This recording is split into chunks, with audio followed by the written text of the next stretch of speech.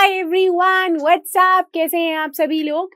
मेरा नाम है Vanshika and I welcome all of you to Ekagrata CA foundation.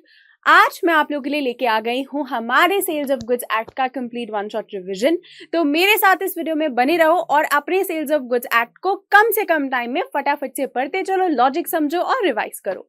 As usual मैंने आप लोगों के लिए बनाए हैं अपने कंसाइज और प्यारे से हैंड रिटन नोट्स।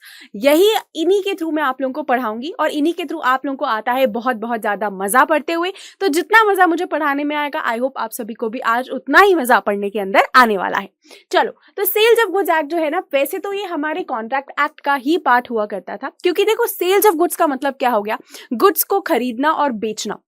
एक पार्टी गुड्स को बेच रही है, दूसरी पार्टी गुड्स को खरीद रही है, ये एक तरीके का कॉन्ट्रैक्ट ही तो है। फील लेते चलेंगे, ये एक तरीके का कॉन्ट्रैक्ट ही तो है। तो ये पहले कॉन्ट्रैक्ट एक्ट का पार्ट हुआ करता था, लेकिन कॉन्ट्रैक्ट एक्ट फिर बहुत ही ज्यादा फैलता जा रहा था, बड़ा बनता जा रहा था। तो उसको जो है छोटा करने के लिए हमने सेल्स ऑफ गुड्स एक्ट को अलग कर दिया, पार्टनरशिप को अलग कर दिया, ऐसे हमने कुछ कुछ चीजें करी।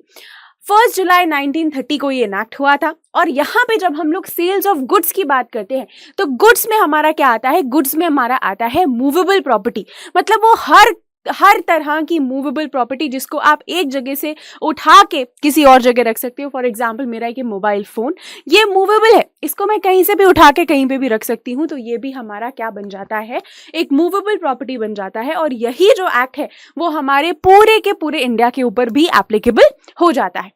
अब गुड्स के डेफिनेशन में क्या क्या इंक्लूड होता है, क्या क्या एक्सक्लूड होता है। क्या शेयर्स गुड्स हैं? हाँ, शेयर्स मूवेबल चीज है, गुड्स है।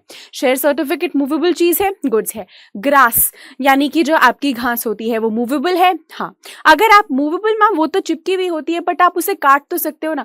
कोई भी ऐसी चीज which can be severed is also goods की डेफिनेशन में आता है। क्रॉप्स भी आते हैं, लेकिन एक बात हम लोग बहुत ध्यान रखेंगे कि मनी हमारा एक्शनेबल क्लेम नहीं है और आप मनी और एक्शनेबल क्लेम हमारे गुड्स नहीं है। एक्शनेबल क्लेम मतलब जिसके अगेंस्ट में आप कोई चीज क्लेम कर सकते हो। फॉर एग्जाम्पल, आप किसी को पैसे ओ करते हो, वो आपके पास आके आपके डेट की रिकवरी कर सकता है, तो वही जो एक्शनेबल क्लेम है, क्या हम उसको गुड्स मानेंगे? नहीं, वो गुड्स की डेफिनेशन में नहीं आता है। और मनी, रुपया भी आपके गुड्स के डेफिनेशन के अंदर बिल्कुल बिल्कुल नहीं आता है।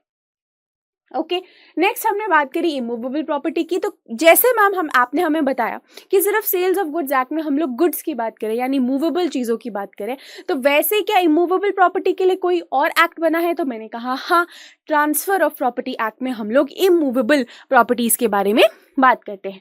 अब contract to sell versus agreement to sell के बीच में क्या डिफरेंस होता है?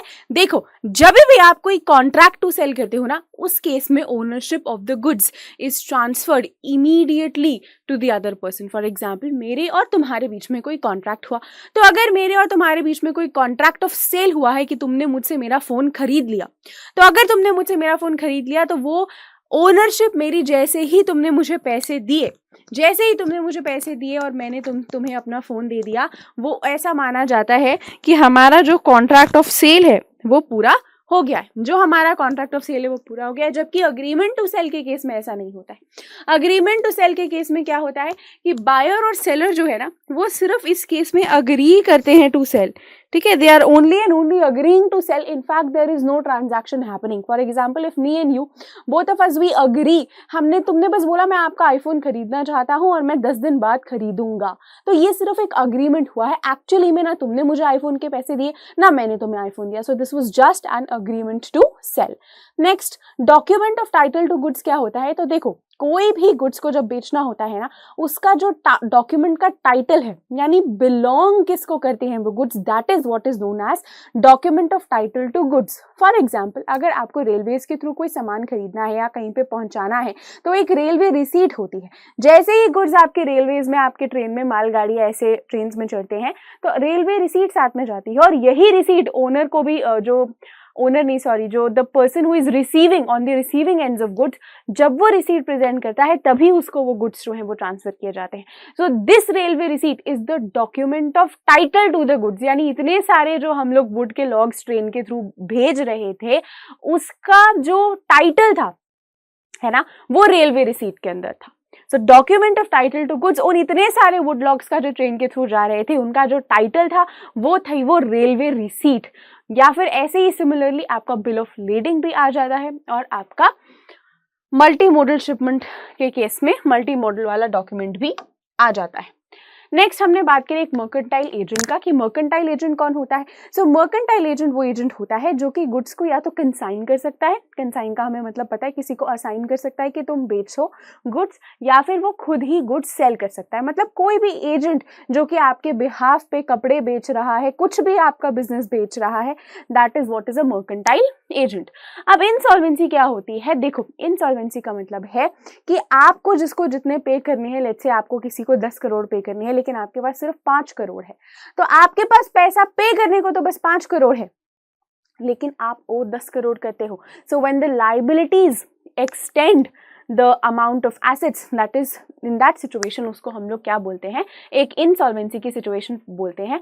और ऐसा हमारे एक एस्ट्रोटॉक ऐप है उसके साथ हुआ था, इन्होंने सारे पैसे तो मार्केटिंग में लगा दिए, तो जो इनकी लायबिलिटी थी, जितना ये पैसा दूसरों को ओ करते थे, क्रेडिटर्स को ओ करते थे, वो बहुत ही ज्यादा था, बट इनके पास उतने एसेट्स या पैसे नहीं थे। ऐसे करके आप इसको समझ सकते हो। और फिर हमने मार्केटिंग की बात करी जहाँ पे हमने बोला हमने प्रॉपर्टी इन गुड्स की बात करी कि प्रॉपर्टी इन गुड्स का क्या मतलब होता है, तो हमने बोला प्रॉपर्टी इन गुड्स का वही मतलब होता है ट्रांसफर ऑफ ओनरशिप। गुड्स की प्रॉपर्टी, यानी अगर तुम मुझसे आईफोन खरीद रहे हो तो इसकी ओनरशिप जिसके पास है उस पर्सन को माना जाएगा that person has the property in the goods, that person has the ownership of the goods, that person has the iPhone. Okay next, कितने तरीके के गुड्स होते हैं, तो हमारे 3 तरीके के गुड्स होते हैं, एग्जिस्टिंग गुड्स, फ्यूचर गुड्स और कॉन्टिंजेंट गुड्स। एग्जिस्टिंग गुड्स वो गुड्स होते हैं, फॉर एग्जांपल आप दुकान में फोन खरीदने गए और आपने बोला मुझे आईफोन 16 खरीदना है, उनके पास आईफोन 16 दुकान में रखा हुआ था, तो जो कि ऑलरेडी अवेलेबल है वो हो गया एग्जिस्टिंग गुड्स। फ्यूचर गुड्स हो गए कि आप दुकान में आपने बोला मुझे आईफोन 17 खरीदना है और अभी तक आईफोन 17 लॉन्च भी नहीं हुआ है, तो उस केस में वो जो गुड्स है जो आईफोन 17 है वो केस में बन जाता है आपका फ्यूचर गुड्स। और कॉन्टिंजेंट गुड्स वो गुड्स होते हैं जो कि डिपेंडेंट है किसी कॉन्टिंजेंसी के हैपनिंग के ऊपर, कि अगर ऐसा होगा तब जाके आपको वो गुड्स मिलेंगे, वो हो गए आपके कॉन्टिंजेंट गुड्स। और यही जो आपके एग्जिस्टिंग गुड्स है ना, इनको आगे क्लासिफाई किया जाता है 3 तरीकों में, स्पेसिफिक, असर्टेंट एंड अनअसर्टेंट। स्पेसिफिक गुड्स वो होते हैं जिनको आइडेंटिफाई एंड अग्री किया गया होता है at the time of sale. For example अगर आज आप लोग जो है फोन खरीदने गए और उसी टाइम आपने बोल दिया मुझे आईफोन 16 खरीदना है, दुकानदार के पास आईफोन 16 था, आइडेंटिफाई भी हो गया, दुकान में अग्री भी हो गया, इसको हम लोग बोलते हैं specific goods. A certain good क्या होता है, ए सर्टेन गुड होता है कि जब कॉन्ट्रैक्ट ऑफ सेल के बाद में आप किसी गुड को आइडेंटिफाई करते हो। फॉर एग्जाम्पल मैंने और आपने कॉन्ट्रैक्ट ऑफ सेल कर दिया, मैंने बोला मुझे या तो 16 या 16 प्रो खरीदना है, दोनों में से कोई भी मैं खरीदूंगी, तो ये हो गया एक कॉन्ट्रैक्ट ऑफ सेल जहाँ पे मैंने बोला मैं अगले दिन आपको बता दूंगी, अभी थोड़ा मैं अपने दिमाग में चॉइस नहीं कर पा रही हूँ, तो अगले दिन मैंने आपको फोन करके बता दिया कि मुझे आईफोन 16 प्रो खरीदना है, मेरे पास पैसों की कोई कमी नहीं है, मुझे जो है पैसों के उस पर कुछ नहीं है, जितना भी है तुम लो, मुझे 16 प्रो खरीदना है, तो वो आप कर सकते हो। That is identified in accordance with agreement after the contract of sale. Uncertain goods कौन से होते हैं, अनअसर्टेन गुड्स वो गुड्स होते हैं जिनको असर्टेन ही नहीं किया गया है, दैट इज आप हवा में बातें कर रहे हो, अभी तक कोई आईफोन सिलेक्ट नहीं हुआ है, सैमसंग सिलेक्ट नहीं हुआ है, गुड्स अनअसर्टेन है, नामो निशान भी अभी आपको गुड्स का पता नहीं है, वो हो गए आपके अनअसर्टेन गुड्स। फ्यूचर गुड्स के बारे में मैंने आपको बता दिया, कॉन्टिंजेंट गुड्स के बारे में भी मैंने आपको बता दिया। उसके बाद हमने बात करी कॉन्ट्रैक्ट टू सेल की। अब देखो कॉन्ट्रैक्ट टू सेल क्या होता है ना, कॉन्ट्रैक्ट टू सेल में आपका सेल भी आता है और आपका अग्रीमेंट टू सेल भी आता है। मैम इसका क्या मतलब हो गया, इसका मतलब ये हुआ कि कॉन्ट्रैक्ट टू सेल है हमारी एक बड़ा सा तालाब, कॉन्ट्रैक्ट टू सेल में अगर आप किसी के साथ में एक मेयर अग्रीमेंट टू सेल भी कर रहे हो वो भी आ जाएगा, और आपका फुल फ्लेजेड सेल कर रहे हो तो वो भी आ जाएगा, ठीक है। उसके बाद हमने बात करी कि अब अग्रीमेंट टू सेल का क्या मतलब होता है। अग्रीमेंट टू सेल का मतलब हो गया कि मैंने और तुमने आपस में आमने सामने बैठ के ये अग्री किया कि मैं तुम्हें कुछ गुड्स बेचूंगी और तुम मुझसे कुछ गुड्स खरीदोगे, ये एक अग्रीमेंट हो गया और हम लोग ये चीज 10 दिन बाद करेंगे। अब 10 दिन बाद अगर हम ये चीज कर रहे हैं तो ये हमने 10 दिन का टाइम पीरियड क्यों लिया है, इसके पीछे कोई रीजन होना चाहिए, कोई कॉज होना चाहिए कि हमने 10 दिन का टाइम पीरियड लिया है। सो यही एसेंस है आपके अग्रीमेंट टू सेल की कंडीशन का, कि या तो कोई कंडीशन 10 दिनों में फुलफिल होने वाली है तब जाके मैं कॉन्ट्रैक्ट पूरा करूंगी, या फिर मैंने एक गाड़ी खरीदने में एक शोरूम में गई, वो गाड़ी अभी तक लॉन्च ही नहीं हुई थी, मैंने बोला जैसे ही लॉन्च होगी उसका जो फर्स्ट पीस होगा वो मैं खरीदूंगी। तो that is later on or at a future date. Okay, और कंडीशन हो गया कि आप फॉर एग्जांपल मुझे नेकलेस खरीदना है, बट नेकलेस मैंने जाके देखा तो वो थोड़ा ढीला हो रहा था, तो मैंने बोला इसे टाइट कर दो फिर मैं खरीद लूंगी। तो on fulfilment of a condition या फिर letter on or at a future date. अब देखो, फ्यूचर और कॉन्टिंजेंट गुड्स के केस में ना हमेशा अग्रीमेंट टू सेल ही होता है, क्योंकि फ्यूचर गुड्स और कॉन्टिंजेंट गुड्स दोनों ही केस में ये फ्यूचर डिपेंडेंट है। फ्यूचर गुड्स तो है ही फ्यूचर डिपेंडेंट, कॉन्टिंजेंट गुड्स पे फ्यूचर डिपेंडेंट है because they are dependent on the happening और non happening of a contingency. तो इस केस में full fledged contract to sell तो आज की डेट में हो ही नहीं सकता। हमेशा क्या होगा, एन अग्रीमेंट टू सेल। ठीक है, एक अग्रीमेंट ही होगा कि लेटर ऑन ये फ्यूचर डेट पे हम लोग कोई कॉन्ट्रैक्ट ऑफ सेल में एंटर करेंगे। और एग्जिस्टिंग गुड्स के केस में आपका सेल का कॉन्ट्रैक्ट भी हो सकता है और आपके अग्रीमेंट टू सेल का कॉन्ट्रैक्ट भी हो सकता है। क्यों? क्योंकि गुड्स ऑलरेडी एग्जिस्टिंग है, ऑलरेडी आपके पास है at the time of making sale. तो या तो हो सकता है कि बायर आपसे पूरे के पूरे गुड्स आज ही खरीद ले, या फिर ये हो सकता है कि बायर क्या बोले, बायर आपको बोले कि मैं आपसे 10 दिन बाद खरीदूंगा। तो गुड्स तो तुम्हारे पास है ही ना, दुकानदार ने थोड़ी ना मना किया तुम्हें आईफोन देने के लिए, दुकानदार के पास तो आईफोन रखा हुआ है। तो वो हो जाएगा आपका अग्रीमेंट टू सेल।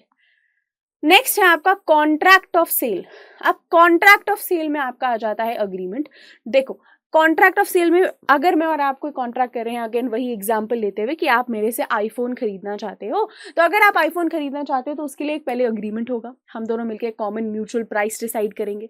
उसके बाद प्रॉपर्टी ट्रांसफर होगी, मैं आपको फिजिकली आईफोन ट्रांसफर करूंगी। उसके बाद गुड्स होने चाहिए, आईफोन हमारे गुड्स हैं। प्राइस जिस प्राइस पर डिसाइड होगा वो होगा।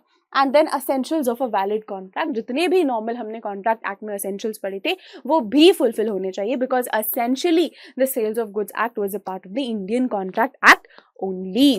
Then delivery. अब डिलीवरी कितने तरीके की होती है, तो हमने बोला 3 तरीके की हमारी डिलीवरी होती है, एक्चुअल, कंस्ट्रक्टिव और सिंबॉलिक। एक्चुअल डिलीवरी देखो क्या होता है, फॉर एग्जाम्पल मैंने जाके दुकानदार से फोन लिया, उसने मुझे आईफोन 15 दे दिया, ट्रांजैक्शन कंप्लीट हो गई। ठीक है।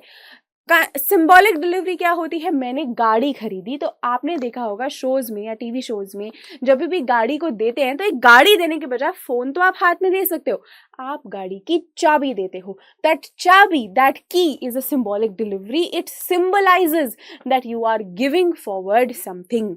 ओके। और अब कंस्ट्रक्टिव डिलीवरी क्या होता है, तो कंस्ट्रक्टिव डिलीवरी वो होती है जहां पे फॉर एग्जांपल एक वेयर हाउस में कुछ गुड्स रखे थे जो मेरे नाम पे थे, मैंने वेयर हाउस के मास्टर को फोन लगा और मैंने बोला कि 3 दिनों बाद ना मेरी बहन आके तुमसे गुड्स कलेक्ट कर लेगी और इसके पैसे जो है वो तुम्हें जी पे कर देगी। तो जैसे ही मेरी बहन ने वेयर हाउस के ओनर को उस पैसे को जी पे करा और वेयर हाउस के ओनर के पास में वो पैसे पहुंच गए, तो उसी दिन से, उसी टाइम से वो ओनरशिप तो उन गुड्स की मेरी बहन की हो गई, लेकिन क्या आज से लेके अगले 3 दिनों तक वो गुड्स वेयर हाउस में ही रहेंगे। यस, तो इसको बोला गया है एक कंस्ट्रक्टिव डिलीवरी। ओके। फिर हमने बात करी सेल की, कि अगर हमने आईपैड को क्रेडिट पे सेल कर दिया और बोला कि 20 दिनों बाद मैं आईपैड का पेमेंट कर दूंगा, लेकिन आपने 20 दिनों बाद प्राइस नहीं पे करा, is this sale or is this agreement to sell? This is sale ma'am, पर आपने तो बोला था कि जो भी चीज आज पूरी ट्रांजैक्शन नहीं हो के फ्यूचर डेट पे हो रही है वो अग्रीमेंट टू सेल होगा, सेल नहीं होगा। मैंने ये चीज बोली थी, लेकिन यहाँ पे जो 20 दिन है ना वो क्रेडिट पीरियड यानी उधारी का टाइम सिग्निफाई कर रहे हैं। ऐसे तो फिर क्रेडिट सेल ही नहीं होती होगी, कितना पूरा इंडिया, पूरा बिजनेस ही मोस्टली आपके उधारी पे चलता है, आपके क्रेडिट के कॉन्सेप्ट्स पर चलता है ना। तो इस केस में क्योंकि आप आईपैड ऑलरेडी बेच चुके हो, अग्रीमेंट हो चुका है, बस आपको पैसे 20 दिन बाद देने हैं, तो इट इज अ सेल। और अगर वो पैसे नहीं देता है 20 दिन बाद, तो आप सेल के केस में सू भी कर सकते हो। ठीक है, ओनर जो है वो सेल के केस में सू भी कर सकता है, अग्रीमेंट टू सेल के केस में सू नहीं कर सकता, you can only claim for damages, but sale के केस में वो आपको सू भी कर सकता है एंड प्राइस भी आपसे ले सकता है वापस। जस्ट फॉर एग्जाम्पल आपकी जो है, आप विंडो शॉपिंग के लिए जाते हो, अब अग्रीमेंट टू सेल का क्या डिफरेंस है? आप विंडो शॉपिंग के लिए जाते हो, कोई अग्रीमेंट हो ही नहीं रहा है, दोनों पार्टीज के बीच में अगर कोई अग्रीमेंट हो ही नहीं रहा है तो वो आपका हो गया an agreement to sell, it is not a contract to sell. अच्छा, रिस्क जो है वो जो बायर को इमीडिएटली ट्रांसफर हो जाता है तो सेल है, और अगर एक फ्यूचर डेट पे किसी कंडीशन के फुलफिलमेंट पे ट्रांसफर होगा तो वो अग्रीमेंट टू सेल है। उसके बाद हमने बात करी हायर परचेज वर्सेस सेल की, कि हायर परचेज का क्या मतलब होता है और सेल का क्या मतलब होता है। हायर परचेज में देखो, फॉर एग्जांपल अगर मैं एक गाड़ी हायर परचेज में खरीद रही हूँ तो 5 सालों तक की मेरी गाड़ी के मुझे रेंट चार्जेस या हायर चार्जेस जो है वो देने पड़ेंगे, और at the end of 5th year I will have the option either to purchase the car, मैं चाहूँ तो पूरी की पूरी गाड़ी खरीद सकती हूँ या फिर उसको वापस कर सकती हूँ। जबकि आपका सेल के केस में मुझे पूरी अगेन बायर सेलर प्राइस और गाड़ी आपकी, ये है आपका basic difference. Transfer of ownership जो है वो हायर परचेज के केस में एंड में होती है, जबकि सेल के केस में जो आपकी ट्रांसफर ऑफ ओनरशिप है वो शुरू में ही हो जाती है। उसके बाद हमने सेल वर्सेस बेलमेंट की बात करी। सेल अगेन आपका उसी time buyer seller fix consideration and done, ownership transfer immediately. Bailment के केस में क्या होता है, आप किसी को गुड्स देते हो ताकि वो उन गुड्स को यूज कर सके फॉर सम स्पेसिफाइड पर्पस, किसी पर्पस के लिए आप उन गुड्स को देते हो, किसी वजह से आप उन गुड्स को देते हो, ठीक है। और जैसे ही वो वजह या जैसे ही वो पर्पस फुलफिल हो जाएगा उसके बाद आप बोलते हो या तो हमें वो गुड्स वापस कर देना या फिर उन गुड्स को आप डिस्पोज ऑफ कर देना। तो ये तो बेलमेंट हो गया, इसमें किसी तरीके की ओनरशिप ट्रांसफर नहीं हो रही है, कुछ नहीं हो रहा, सिर्फ एक पर्पस के लिए आपने गुड्स जो थे वो किसी और को दिए थे। फॉर एग्जाम्पल आप बाहर जा रहे थे, आपका डॉगी था अकेला घर पे, आपने बोल दिया कि मेरे डॉगी का ध्यान रख लेना 2-3 दिनों के लिए, दैट इज बेलमेंट। वो आपने अपने डॉगी को बेचा नहीं है, आपने अपने डॉगी को सिर्फ बेलमेंट पे दिया है for the fulfilment of some specified purpose. अब कॉन्ट्रैक्ट ऑफ सेल के केस में डिलीवरी और प्राइस दो एसेंशियल एलिमेंट्स होते हैं। डिलीवरी किसी फ्यूचर डेट पे होती है और प्राइस जो है वो भी अगर किसी फ्यूचर डेट पे है तो उस केस में उसको अग्रीमेंट टू सेल माना जाएगा, सेल नहीं माना जाएगा। This is the sole distinguishing factor between agreement to sell and sale. कि मैम कैसे डिस्टिंग्विश करें, तो इस तरीके से आप डिस्टिंग्विश कर सकते हो कि अगर आपकी delivery of a certain item and the price of a certain item, both of them are happening at a future date, delivery भी future date पे हो रही है, प्राइस भी अगर आप फ्यूचर डेट पे पे करो, मतलब हर चीज, आज तो कुछ हुआ ही नहीं ना, कॉन्ट्रैक्ट एग्जिस्टेंस में आया ही नहीं। जब कॉन्ट्रैक्ट एग्जिस्टेंस में आया ही नहीं, डिलीवरी गुड्स की बाद में होनी है, पैसे आप गुड्स के रिस्पेक्ट में बाद में दोगे, so essentially it is going to be an agreement to sell and not sale. उसके बाद हमने बात करी goods perishing before making contract of sale. अगर कुछ सड़े हुए टमाटर, आलू वगैरह ऐसे हैं और सेलर को इसके बारे में पता है और फिर भी वो उसको नहीं करता है कुछ, तो उसको फ्रॉड माना जाएगा। और अगर सेलर अनअवेयर है और गुड्स पेरिश हो रहे हैं तो उसको वॉइड कॉन्ट्रैक्ट माना जाएगा। अग्रीमेंट टू सेल के बाद बट सेल से पहले अगर पेरिश हो रहे हैं तो उस केस में अवॉइड कर दो। क्यों?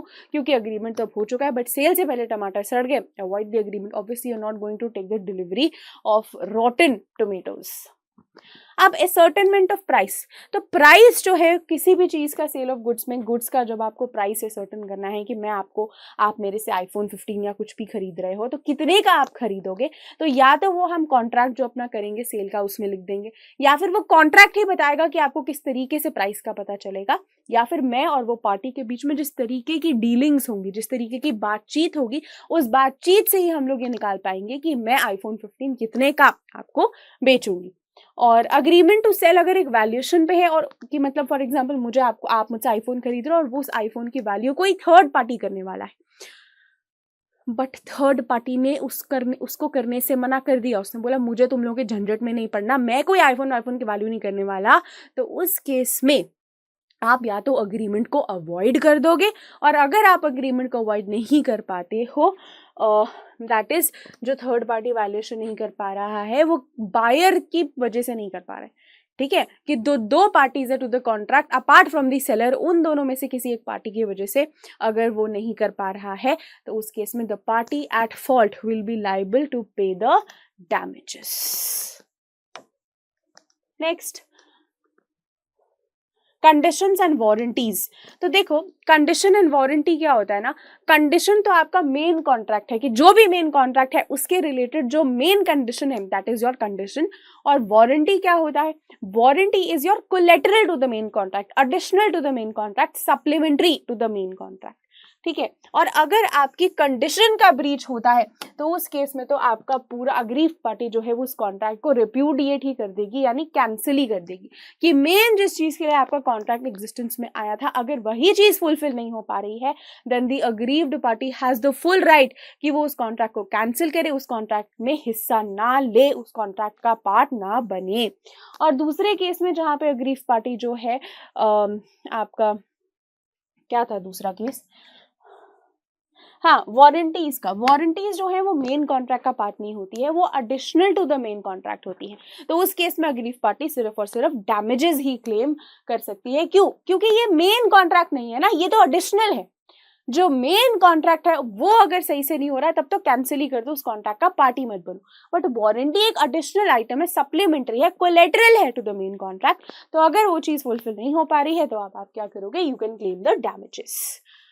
Breach of condition may be treated as breach of warranty, but breach of warranty cannot be treated as, क्यों? देखो, कंडीशन जो है ना वो बड़ा तालाब है, उसके अंदर वारंटी है। तो अगर कंडीशन का ब्रीच हो रहा है तो वारंटी का तो ब्रीच हो ही रहा है, क्योंकि condition is the bigger term. तो अगर कंडीशन का ब्रीच होगा तो उसके अंदर बैठी हुई छोटी मछली वारंटी का भी ब्रीच होगा। बट अगर सिर्फ छोटी मछली का ब्रीच होता है तो पूरे के पूरे कंडीशन का ब्रीच नहीं होता है। Then stipulation of as to time and payment of delivery. Payment जो है वो कॉन्ट्रैक्ट का असेंस नहीं होता है, जबकि डिलीवरी जो है वो कॉन्ट्रैक्ट का असेंस होता है। और डिलीवरी मतलब कि फॉर एग्जांपल अगर आपने आईफोन खरीदा है और आपको आईफोन चाहिए, तो जब तक आप डिलीवर नहीं करोगे, यही तो असेंस हुआ। डिलीवरी जब तक आपको आईफोन नहीं मिलेगा, आप उसके पोजेशन में नहीं आ जाओगे, तब तक बात नहीं बनेगी। So the essence of the contract is always a delivery. के पास में तो राइट होगा कि वो क्या कर सके, वो गुड्स को सेल कर सके। Whoever is the owner, only that person has the right to sell the goods. So that is your condition to title, that is right to sell the goods. और आपके पास में हो जाता है sale by description as a sample, ये भी एक implied condition है। इसका मतलब क्या है? For example, आप दुकानदार के पास गए थे, आपने उसे बोला था मुझे सिल्क की साड़ीज दिखाओ, तो दुकानदार ने आपको सिल्क की साड़ीज दिखा दी। अब यही जो सिल्क की आपकी साड़ीज हैं, आप वही तो साड़ी लोगे, आप कॉटन की साड़ी लेने नहीं आए हो। तो जो भी डिस्क्रिप्शन आपने दुकानदार को दी थी, उसी के अकॉर्डिंग आप साड़ी जो है यहाँ पे वो परचेज करोगे। तो एक तो ये आ गया। दूसरा हमने बोला फ्री फ्रॉम डिफेक्ट्स या अपॉर्चुनिटी फॉर कंपेयरिंग। जो भी आप खरीद रहे हो उसमें फटे चितड़े कपड़े नहीं होने चाहिए, जो भी खरीद रहे हो वो डिफेक्ट फ्री होना चाहिए। ये भी एक इम्प्लाइड कंडीशन है। देखो, इम्प्लाइड का आपको यहाँ पे मतलब समझ में आ रहा है। इम्प्लाइड से यहाँ पे मतलब है ये चीजें तो नॉर्मली आप कोई भी कॉन्ट्रैक्ट ऑफ सेल परचेज करे हो तो ये चीजें तो होनी ही चाहिए, इतनी नॉर्मल चीजें हैं ये, इतना तो आप एज अ बायर एक्सपेक्ट करोगे ही। Condition as to quality and fitness. Quality and fitness, एक नॉर्मल लेवल पे आपके जो कपड़े हैं वो सही होने चाहिए, फिट होने चाहिए, उसके अंदर कोई डिफेक्ट नहीं होना चाहिए। लेकिन अगर बायर ने अपना पर्पस सेलर को नोन करवाया था और सेलर के जजमेंट पे बायर रिलाई कर रहा था, तो उस केस में आपको क्या करना पड़ेगा? आपको सेलर को ट्रस्ट करना पड़ेगा कि जो भी कपड़े आपको सेलर दिखाएगा वो बिल्कुल बिल्कुल सही ही होंगे। ओके, अब हमने फिर इसमें एक और रूल की बात करी जिसको हमने बोला caveat emptor, that is let the buyer beware. कि बायर भाई, तुम गए हो कपड़े खरीदने तो तुम्हारी रिस्पॉन्सिबिलिटी है कि एंड में जब भी चेकआउट तुम कर रहे हो उस जगह से, उस शॉप से, तो एक बार चेक कर लो कि कुछ गलत सलत तो नहीं आ गया है। तुम गुड्स खरीदने गए थे, तुम रिस्पॉन्सिबल हो, सेलर की रिस्पॉन्सिबिलिटी नहीं है। ठीक है ना? फॉर एग्जाम्पल, अगर आपने फुटपाथ से कोई शूज खरीदे हैं और आप उन शूज को नाइकी के शूज के साथ में कंपेयर करे हो, तो यहाँ पे कौन एट फॉल्ट है? आप ही एट फॉल्ट हो। तो एक पॉइंट ये आ गया। उसके बाद आता है इम्प्लाइड वारंटी। इम्प्लाइड वारंटी क्या होता है? That is warranty of undisturbed possession. Buyer के पास में ये वारंटी होनी चाहिए कि फॉर एग्जाम्पल अगर उसने नाइकी के शूज खरीदे हैं तो अब कोई और आके उससे नाइकी के शूज वापस नहीं ले लेगा। अनडिस्टर्ब्ड पोजेशन बायर एंजॉय करेगा उन जूतों का, कोई आसपास आके उससे वो जूते नहीं ले सकता है। The buyer is going to enjoy the undisturbed possession of the shoes. And if the buyer is disturbed, तो लेटर ऑन जिस भी पर्सन ने बायर को डिस्टर्ब करा है वो आके उस बायर उस पर्सन को आगे जाके सू कर सकता है। उसके बाद हमने बात करी warranty of freedom from encumbrance. ये क्या हो गया, देखो गुड्स जो है, जो भी गुड्स आप बेच रहे हो वो चार्ज फ्री होने चाहिए। अगर मैं आपको ज्वेलरी बेच रही हूँ तो वो ज्वेलरी ऐसा नहीं है कि किसी लोन के अगेंस्ट एज अ सिक्योरिटी मैंने बैंक में दी हुई हो। Whatever goods I am selling to you they should be free from encumbrances. Warranty as to quality और फिटनेस बाय ट्रेड, ये हमने पढ़ लिया। And warranty as to the disclosure of dangerous goods. तो अगर आप कुछ भी ऐसा बेच रहे हो फॉर एग्जांपल जो कि इन्फ्लेमेबल है, आपका जो है आग लगा सकता है, तो वो सब डिस्क्लोजर देना किसकी जिम्मेदारी है, आप ही की जिम्मेदारी है। ये सारी थी आपकी इम्प्लाइड कंडीशंस एंड वारंटीज, मतलब ये तो आपको करना ही पड़ेगा, इतनी ऑब्वियस गिवन और बातें हैं कि ये सब बताना ही पड़ेगा, ठीक है। Okay, now warranty as to quality or fitness, the seller is not liable for the giving a warranty कि quality एकदम सही होगी, fitness सही होगी, लेकिन अगर goods basic level पर ही खराब है, मतलब आप साड़ी खरीदने गए, साड़ीज आधे जगह से फटी हुई थी, तो अगर बेसिक लेवल पर ही जो गुड्स को आप खरीदने आए हो वो खराब है, तो उस केस में सेलर लाइबल हो जाएगा। अदरवाइज केवे टेम्पटर के अकॉर्डिंग क्या बोला जाता है, that buyer is only responsible for the quality और फिटनेस, कि जो आप खरीद के ला रहे हो वो आप देख के लाओगे कि वो आइटम सही है या वो आइटम सही नहीं है। अब इसके कुछ एक्सेप्शंस भी होते हैं, दैट इज जहां पे सेलर इज रिस्पॉन्सिबल, केविएट एम्प्टोर के रूल के एक्सेप्शंस भी होते हैं, that is seller is responsible कि अगर आपके गुड्स ठीक नहीं है तो बायर की गलती नहीं है, यहाँ पे सेलर की ही गलती है। सबसे पहले आ जाता है condition as to the merchantability, यानी अगर आपके गुड्स वो आगे बेचने लायक ही नहीं है। फॉर एग्जाम्पल मैंने साड़ी खरीदी, साड़ी फटी चिथरी निकली और फिर बाद में मुझे पता चला कि मैं तो इसको आगे कहीं रीसेलेबल वैल्यू ही नहीं है। सो इस केस में seller is going to be responsible, the buyer is not going to be responsible, ठीक है। लेकिन अगर आपने उन साड़ियों को शॉप में रहते रहते ही एग्जामिन किया था और देख लिया था कि वो फटी हुई है, फिर भी तुमने उस साड़ी को खरीदा, मतलब तुमने कहीं ना कहीं उस फटी चितरी साड़ी को खरीदने की एक्सेप्टेंस ऑलरेडी शॉप में दे दी थी, तो उस केस में तुम लाइबल हो जाओगे खुद से। कंडीशन एज टू होलसमनेस, मतलब आप जो चीज खरीदने जा रहे हो आपको वही चीज मिल रही है। अगर आप दही खरीदने जा रहे हो तो आपको दही मिल रहा है, आपको दूध नहीं मिल रहा। होलसमनेस, जो चीज आपको चाहिए आपको वही मिल रही है या नहीं मिल रही है। Now there are certain rules that are relating to the passing of the property from the seller to the buyer, कि जब जो आपकी प्रॉपर्टी है वो पास हो रही है सेलर से टू द बायर। अब देखो, in case of ascertained goods, जहां पे गुड्स ऑलरेडी एसर्टेंड है कि मुझे आईफोन 15 खरीदना है, उस केस में कब माना जाएगा कि प्रॉपर्टी सेलर से बायर के पास चली गई? अगर स्पेसिफिक है और डिलीवरेबल स्टेट में है, आप दुकान में गए, दुकानदार के पास iPhone 15 as it is ready रखा हुआ था, तो आपने जाके दुकानदार को बोला मुझे वो आईफोन 15 दे दो, दुकानदार ने आपको दे दिया, सिंपल सी ट्रांजैक्शन हुई, गुड्स भी एसर्टेन थे, स्पेसिफिक भी थे, डिलीवरेबल स्टेट में भी थे। तो जिस टाइम ये ट्रांजैक्शन हुई, that is eight the time of making the contract, उसी टाइम को क्या बोला जाएगा? आपका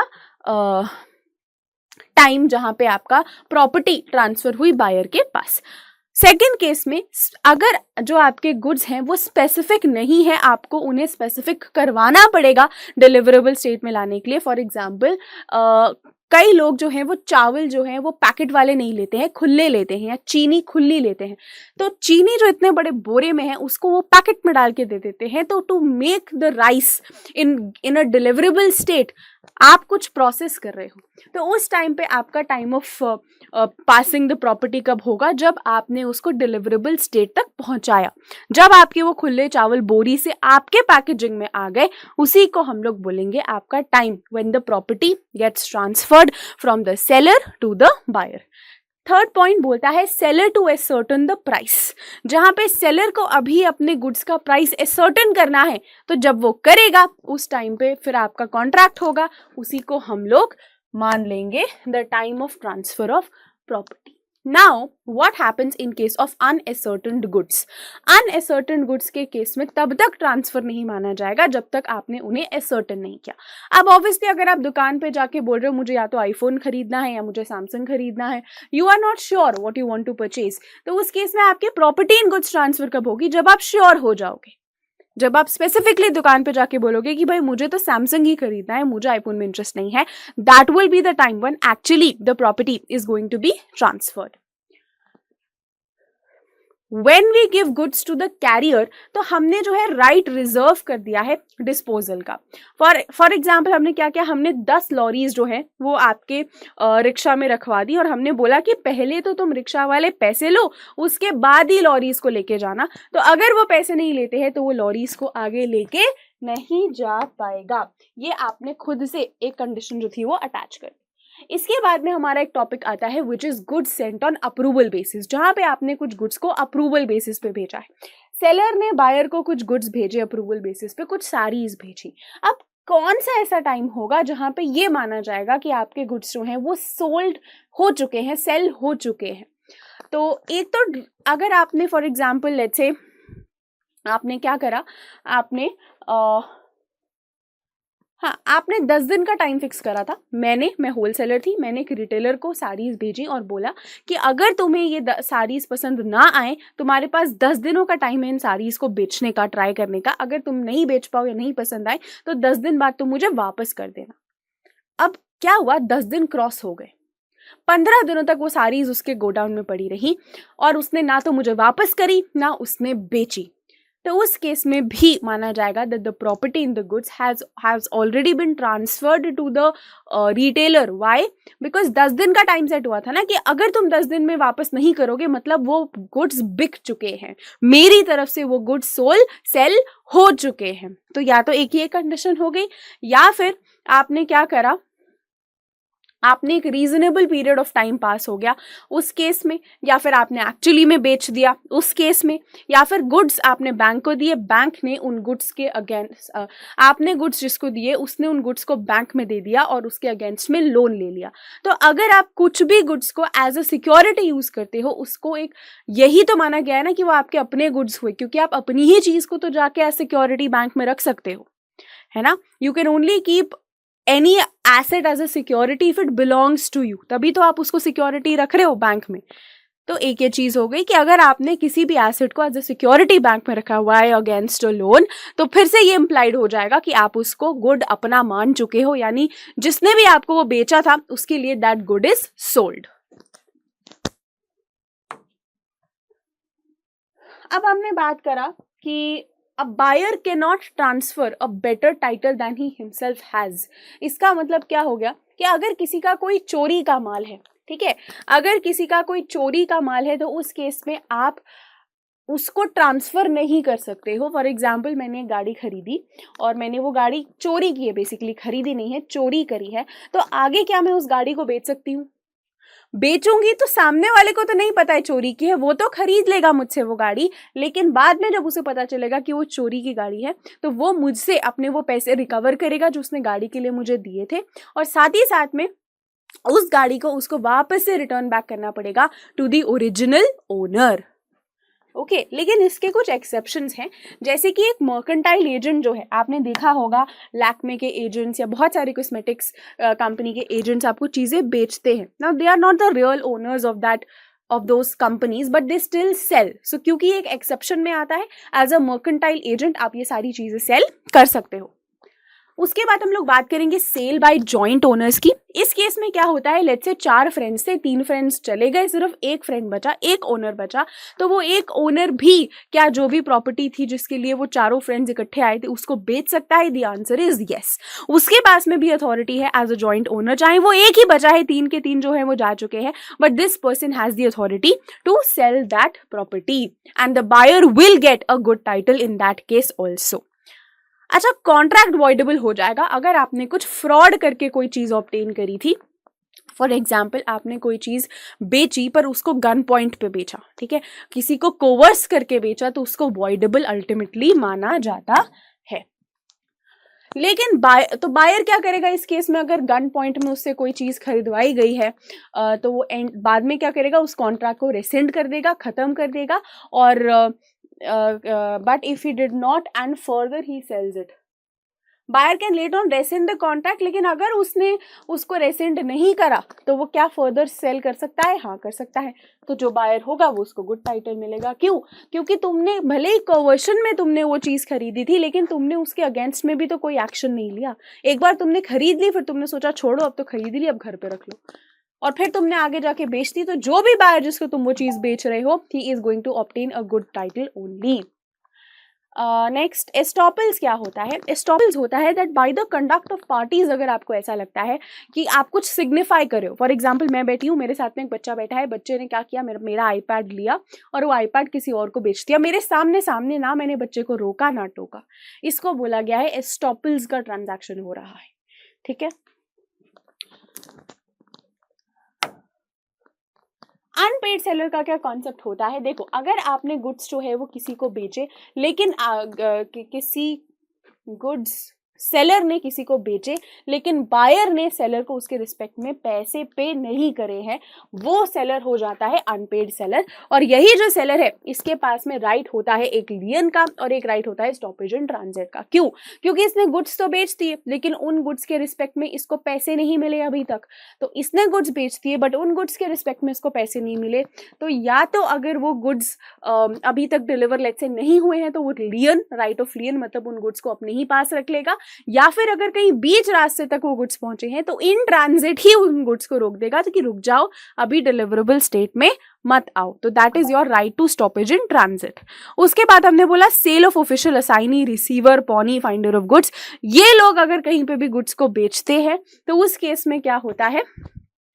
फॉर एग्जाम्पल, बैंक के पास में आपकी कोई सिक्योरिटी पड़ी है, अगर वो बेच देती है तो वो उनको भी वही राइट्स आपके मिल जाएंगे। जैसे मैंने यहाँ लिक्विडेटर का एग्जाम्पल देते हुए लिखा है दैट लिक्विडेटर ने सभी एसेट्स को बेच दिया और क्रेडिटर को पे कर दिया, तो जो भी ओनर है ना उन गुड्स का, वो उसके लिए आपके जो बायर होगा उसको तो करेक्ट टाइटल ही मिलेगा। क्यों? मतलब गुड्स तो वैसे कंपनी के थे, लेकिन क्योंकि लिक्विडेटर को लॉ ने असाइन की है वो पावर कि लिक्विडेटर वो गुड्स बेच सकता है, तो even though he is not the owner of the goods, he can still sell the goods, and whoever is buying the goods, that person is going to get a valid title only. Then we have the performance of contract. अब performance of contract of sale में देखो क्या होता है, जब भी cell होती है ना, तो उसके दो एलिमेंट्स होते हैं, एक प्राइस और एक डिलीवरी। अगर मैं आपको फोन बेच रही हूँ, तो एक तो आपको इंटरेस्ट होगा कि वो फोन मैं आपको कितने का बेच रही हूँ, और दूसरा आपको इंटरेस्ट होगा कि मैम आप मुझे फोन की डिलीवरी कब दोगे। So price and delivery, they are concurrent to each other. अब इसके रिगार्डिंग हमारे कुछ रूल्स हैं regarding the price and the delivery. तो प्लेस ऑफ डिलीवरी, अगर if there is no contract then the place of delivery is going to be जहां पे आपके गुड्स रखे हुए हैं। फॉर एग्जाम्पल, अगर आप मोबाइल खरीदो तो mobile shop is going to be the place of delivery. Time of delivery क्या होगा? टाइम ऑफ डिलीवरी होगा या तो जो कॉन्ट्रैक्ट ने फिक्स करा है, या फिर जो भी रीजनेबल पीरियड ऑफ टाइम हो सकता है वो हो जाएगा। लेकिन थर्ड पार्टी जब तक एक्नॉलेज नहीं करेगी कि उसको गुड्स डिलीवर हो गए हैं, तब तक ये नहीं माना जाएगा कि आपके गुड्स डिलीवर हो चुके हैं। डिलीवरी का मतलब क्या होता है कि कुछ भी ऐसा करना जो कि ये सिग्निफाई करे कि आपने उस पर्टिकुलर एसेट को ट्रांसफर कर दिया है। फॉर एग्जांपल, मैंने वो फोन किसी सामने वाले को दे दिया है, तो उसके पास में अगर वो फोन आ चुका है तो उसको डिलीवरी मानेंगे। ठीक है।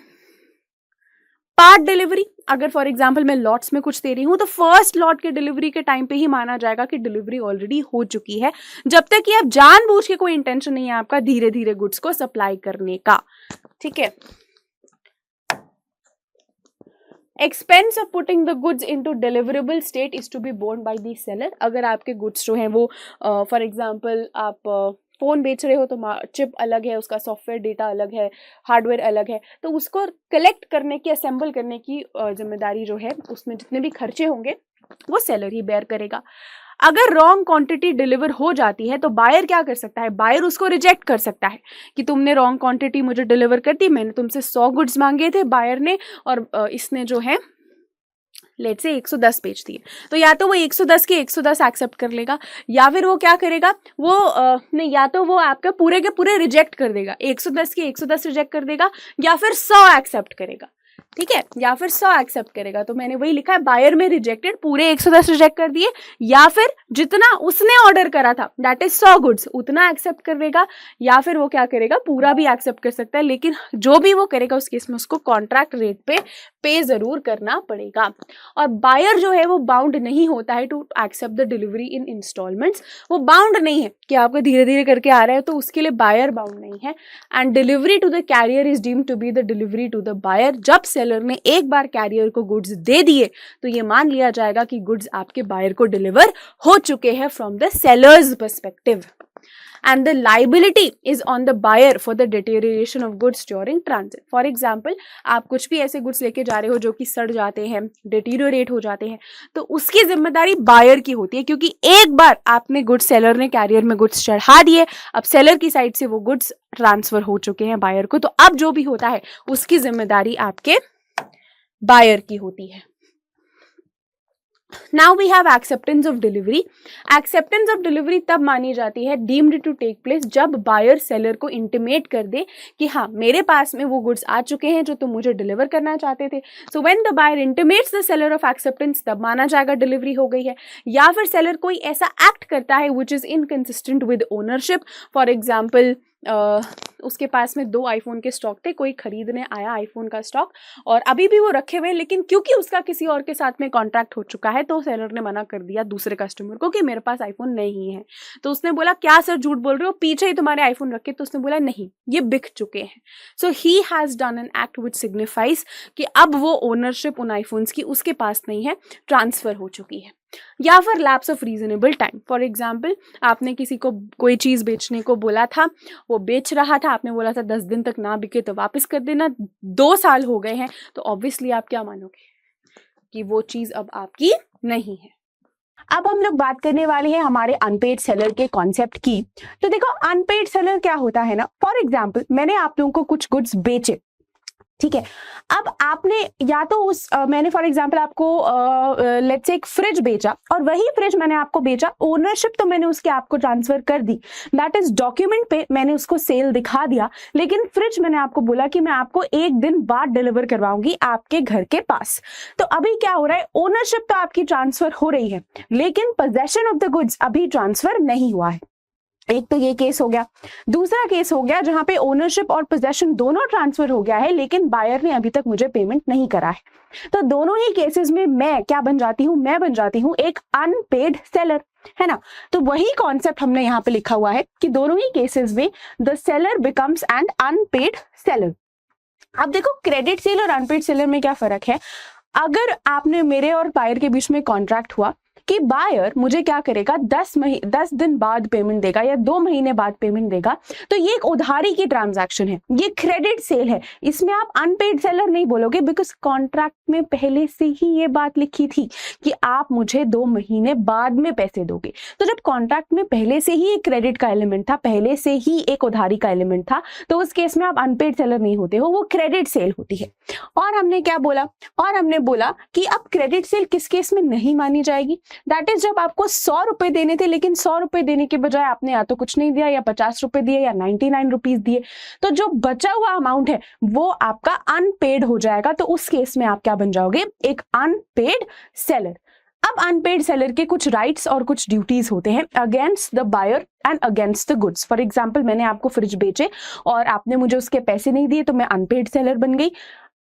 आपके अगेंस्ट में मेरे कुछ राइट्स होंगे और उस फ्रिज के अगेंस्ट में जो डिलीवर होना है उसके अगेंस्ट में भी मेरे कुछ राइट्स होंगे। सो अनपेड सेलर के 2 तरीके से राइट्स होते हैं, एक उसका राइट होता है अगेंस्ट द बायर और एक उसका राइट होता है अगेंस्ट द गुड्स, ठीक है। अब देखो right against the goods, right against the goods 2 तरीके के होते हैं। पहला राइट ऑफ लियन, दैट इज अगर आपने मुझे पैसे फ्रिज के पे नहीं करे हैं तो मैं क्या करूंगी, फ्रिज को अपने पास ही रखा रहने दूंगी, फ्रिज को अपने पास ही रखा रहने दूंगी, उस फ्रिज को मैं बेचूंगी ही नहीं। अगर मैं उस फ्रिज को बेचूंगी ही नहीं तो मैंने उसको अपने पास रखे रहने दिया, राइट ऑफ लियन का यूज कर लिया, अब आपके पास में फ्रिज आएगा ही नहीं। एक तो ये राइट हो गया। दूसरा हो गया right of stoppage of goods in transit, मतलब अगर फ्रिज रास्ते पे निकल गया है और उस फ्रिज को आपके घर तक पहुंचने के लिए 2 घंटे लगेंगे तो मैं बीच में ही उसको फोन करके बोलूंगी कि रुक जाओ, रुक जाओ, अभी फ्रिज को तुम डिलीवर मत करना। तो ये हो गया आपका right of stoppage of goods in transit. ये राइट अनपेड सेलर को मिल जाता है। अब against the buyer unpaid seller के क्या राइट्स होंगे? मैं उस बायर के अगेंस्ट एक सूट फाइल कर सकती हूँ, क्लेम कर सकती हूँ पेमेंट के लिए, इंटरेस्ट के लिए और डैमेजेस के लिए। मैं उसको बोल सकती हूँ मुझे पे करो फ्रिज का price, plus along with that कुछ इंटरेस्ट भी पे करो, और कुछ डैमेजेस के लिए भी मैं उसके ऊपर एक सूट फाइल कर सकती हूँ। अब राइट ऑफ रीसेल का कॉन्सेप्ट आता है कि जो भी गुड्स आपके गए हुए हैं फॉर डिलीवरी, क्या उन गुड्स को आप दोबारा बेच सकते हो? ठीक है, right of resale of goods that are in transit for delivery. तो उस केस में देखो क्या है, अगर एक्सप्रेसली कॉन्ट्रैक्ट में ये चीज लिखी हुई थी, मतलब कॉन्ट्रैक्ट जब बना उस टाइम पे आपने ये ऑलरेडी लिखा हुआ था कि अगर ऐसी कोई भी ट्रांजैक्शन होती है, अगर कुछ भी ये बीच में होता है तो आप उन गुड्स को बेच सकते हो, ये चीज कॉन्ट्रैक्ट में ऑलरेडी लिखी थी, तो उस केस में आपको कोई एक्स्ट्रा नोटिस ऑफ रीसेल देने की जरूरत नहीं है उस बायर को, क्योंकि पहले ही उसको पता था ना, पहले ही ये चीज कॉन्ट्रैक्ट में लिखी हुई थी कि अगर कुछ भी आगे पीछे होता है, गुड्स पेरिश हो जाते हैं या कोई भी और सर्कमस्टांस होता है, तो राइट ऑफ रीसेल था। तो उस केस में बायर को आपको सेपरेटली दोबारा से कोई भी नोटिस देने की जरूरत नहीं है। अगर उसमें ऐसा कुछ भी स्पेसिफिकली नहीं लिखा था, नो सच राइट नहीं, यहां पे आ जाएगा no such written contract, no such written contract. तो उस केस में अगर आपके गुड्स पेरिशेबल नेचर के हैं, तो पेरिशेबल नेचर के केस में भी आपको रिक्वायरमेंट नहीं है नोटिस देने की, क्योंकि ऑटोमेटिकली पेरिशेबल नेचर के हैं, संतरे हैं, सेब है, सड़ जाएंगे तो आप उनको बेच सकते हो, आपको उसके लिए सेपरेट नोटिस देने की जरूरत नहीं है, because the goods are of perishable nature. लेकिन अगर कोई और गुड्स है जैसे फ्रिज है या कुछ है जो कि सड़ने वाला नहीं है, तो उस केस में आपको देना पड़ेगा एक notice of the intention to sell. यानी फ्रिज अगर आप बेच रहे हो, पेरिशेबल नेचर का नहीं था और कुछ ऐसा एक्सप्रेसली कॉन्ट्रैक्ट में लिखा हुआ भी नहीं था कि अगर कुछ भी ऐसा होता है तो आप बेच सकते हो, तो आपको पहले बायर को एक नोटिस देना पड़ेगा कि आप उस फ्रिज को बेचने जा रहे हो, या फिर that is your notice of intention to sell.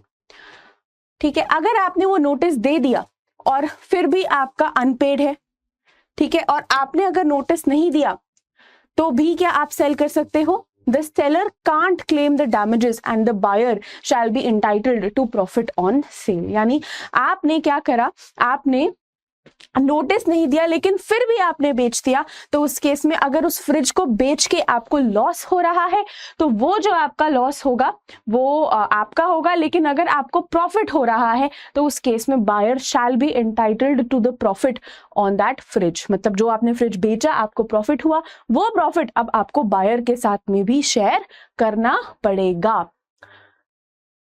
तो ये वाला केस हो गया। इससे पुराना वाला जो केस था हमारा वो था जब एक्सप्रेसली कॉन्ट्रैक्ट में लिखा हुआ है कि आप रीसेल कर सकते हो, सेलर ने रीसेल कर दिया, अगर लॉस हुआ तो बायर क्या आप डैमेजेस जो है वो बायर से क्लेम कर सकते हो, और अगर प्रॉफिट हुआ तो भी बायर एंटाइटल्ड नहीं है टू प्रॉफिट ऑन रीसेल, क्योंकि कॉन्ट्रैक्ट में पहले से ही इस केस में ये चीज लिखी हुई थी कि अगर आपके कुछ भी गुड्स को होता है तो आप उसे रीसेल कर दोगे, तो यहाँ पे buyer is not entitled to profit. Loss के केस में आप बायर से डैमेजेस क्लेम कर सकते हो।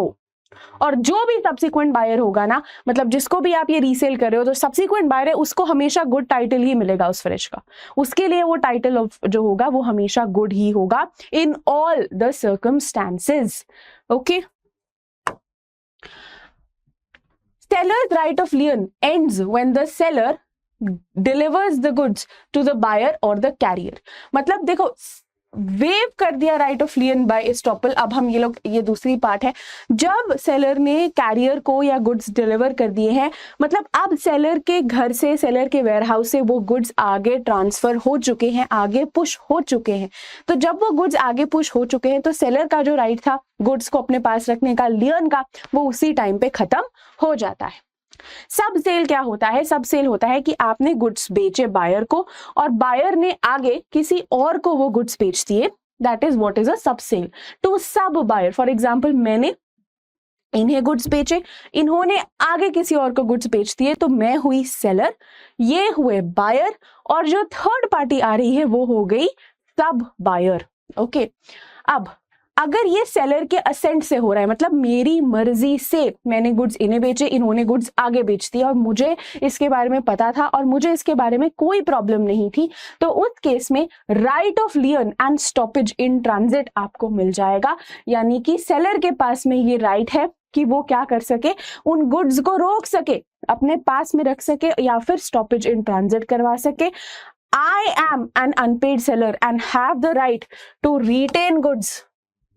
बट क्योंकि उसी अनपेड सेलर की सहमति से हुआ है तो right of लियन and stoppage in transit is lost. तो पहले शायद मैंने गलत बोल दिया था, क्योंकि मेरी खुद की मर्जी से हुआ है। देखो केस सिनेरियो क्या हो रहा है, मैं सेलर हूं, दोबारा से सुनो, मैं सेलर हूं, मैंने इन्हें फ्रिज बेचा, इन्होंने आगे किसी और को फ्रिज बेच दिया और ये पूरी ट्रांजैक्शन मेरी सहमति से हुई है।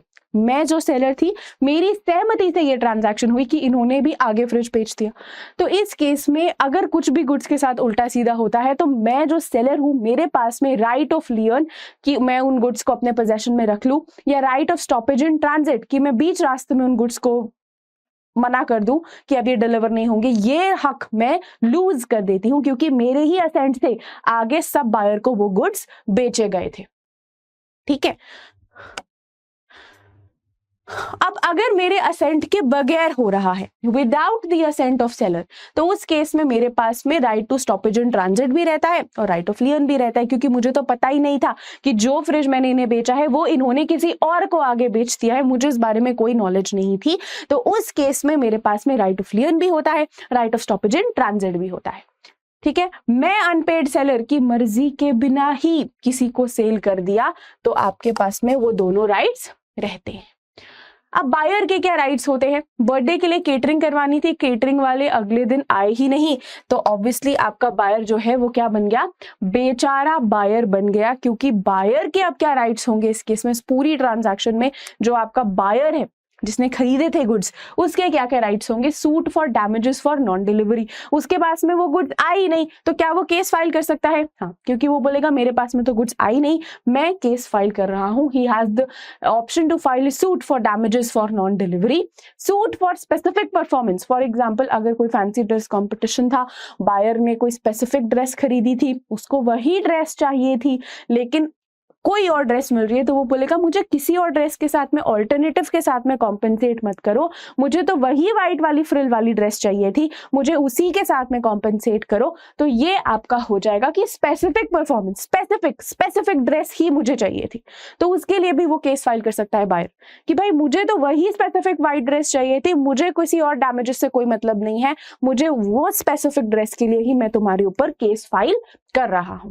Suit for breach of warranty, buyer does warranty breach, sue the seller for damages।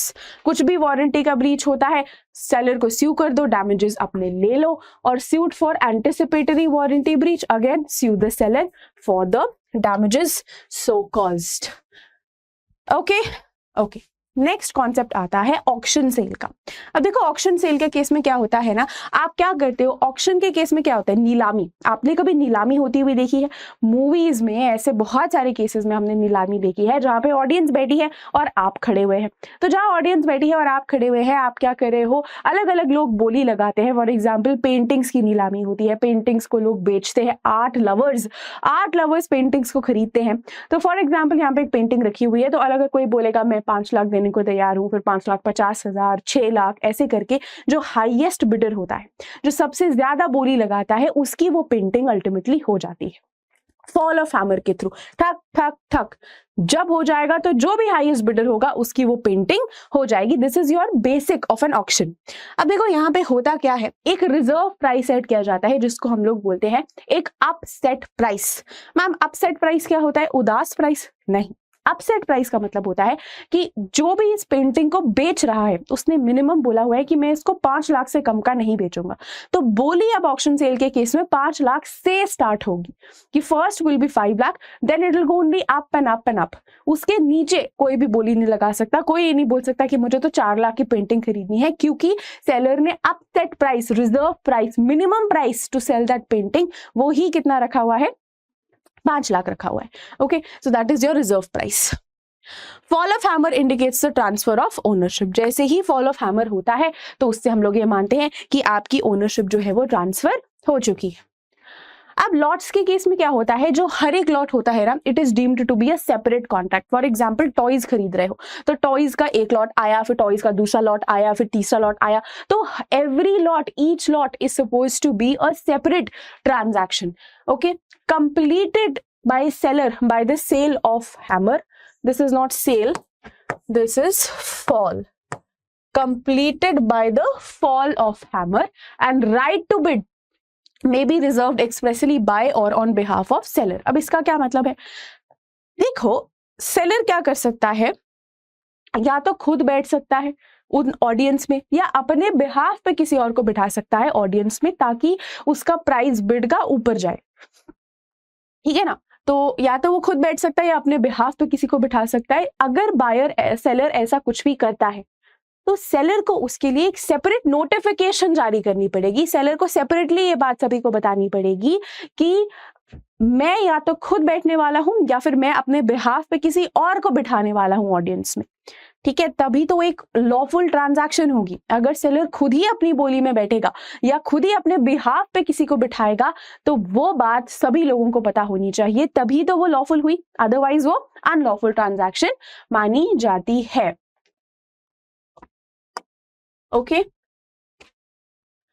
अब प्रिटेंडेड बिडिंग क्या होती है, देखो प्राइस इंक्रीज करने के लिए कई बार बहुत सारे फेक लोगों को बिठाया जाता है। फॉर एग्जाम्पल 5 लाख की पेंटिंग थी, किसी ने बोला 5,50,000, किसी ने बोला 6 लाख, ये जेन्युइन लोग थे। मैंने क्या करा, मुझे पेंटिंग बेचनी थी तो मैंने कुछ फर्जी लोगों को बिठा दिया, जो लोग जबरदस्ती, कोई बोल रहा है 6,20,000 तो किसी और ने बोल दिया 6,50,000, तो मैंने तो वो उतने अमाउंट से अपनी पेंटिंग की वैल्यू इंक्रीज कर दी। इसको बोला जाता है pretended bidding, that someone in the audience is pretending that he is going to buy that painting when he is not, he is just waiting for the price to increase by a certain margin, कि मैं कुछ amount बोलूं फिर कोई और मुझसे ज्यादा बोल ही देगा और अल्टीमेटली ये जो पेंटिंग का प्राइस है वो इंक्रीज होता जाएगा। तो इसको हम लोग बोलते हैं प्रिटेंडेड बिडिंग। अब जो बायर है, लेट्स से प्रिटेंडेड बिडिंग हो गई, किसी को पता तो चलेगा नहीं कि कौन फर्जी लोग बिठाए गए थे जिन्होंने अजीब अजीब बोली लगाई ताकि प्राइस और बढ़ता चला जाए। तो जो बायर है जो कि एक इन्फ्लेटेड प्राइस पे पेंटिंग बाय कर रहा है ना, फॉर एग्जांपल 7 लाख पे वो पेंटिंग बाय कर रहा है क्योंकि कुछ प्रिटेंडेड बिडर्स ने उसका प्राइस बढ़वा दिया। तो 7 लाख की जो वो पेंटिंग बाय कर रहा है, अगर उसको पता चल जाता है कि ये पेंटिंग प्रिटेंडेड बिडिंग के थ्रू आई है, तो उस बायर के पास में जिसने इन्फ्लेटेड प्राइस पे वो पेंटिंग बाय करी है, ये राइट होता है to rescind the contract, that is to cancel the contract. वो अपने कॉन्ट्रैक्ट को खत्म करवा सकता है, ठीक है, रेसिंड द कॉन्ट्रैक्ट, ठीक है, ओके। अब एक लास्ट कॉन्सेप्ट आता है टैक्सेस का, कि फॉर एग्जांपल अगर जीएसटी गवर्नमेंट बढ़ा देती है तो उस केस में जो बायर है वो ये नहीं बोल सकता है कि आपने प्राइसेस को क्यों इंक्रीज करा है, the buyer has to bear the cost of those taxes. Similarly अगर किसी आइटम पे जीएसटी घट जाता है तो वहां पे वो बायर का बेनिफिट है, तभी भी बायर ये नहीं बोल सकता कि भाई मुझे तो फायदा हो रहा है, मैं तुम्हें एक्स्ट्रा पैसे दे देता हूँ, जैसे पहले तो ज्यादा जीएसटी था तो मैं तुम्हें ज्यादा पैसे देता, अभी जीएसटी का रेट कम हो गया तो तुम्हें कम प्रॉफिट हो रहा है, मुझे बहुत दुख हो रहा है, मैं तुमको ज्यादा पैसे दे देता हूँ, ऐसा नहीं चलेगा।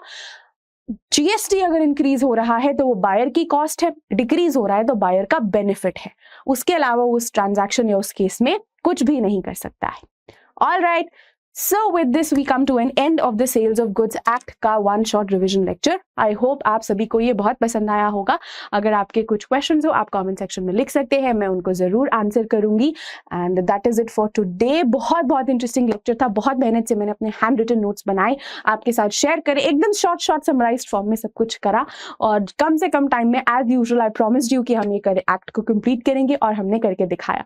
अब आपका क्या काम है, आपका ये काम है कि आप इसको फटाफट से रिवाइज करें, अपने बुक के साथ रेफर करते जाएं, और अगर कोई एक आध कोई चीज हो जो कि आपको यहाँ पे नहीं मिली हो तो उसको फटाफट से पढ़ के कंप्लीट करें। वैसे ऐसा कुछ होगा नहीं, एक आध कोई चीज हो तो प्लीज आपको मैनेज कर लेना। मैंने अपना बेस्ट ट्राई करा कि मैं कम से कम टाइम में छोटे से छोटे करके आपको ये पूरा सेल्स ऑफ गुड्स एक्ट करवा पाऊं, and I did that. So now please keep revising. I wish you all the best and I will see you in the next lecture. Thank you, bye bye.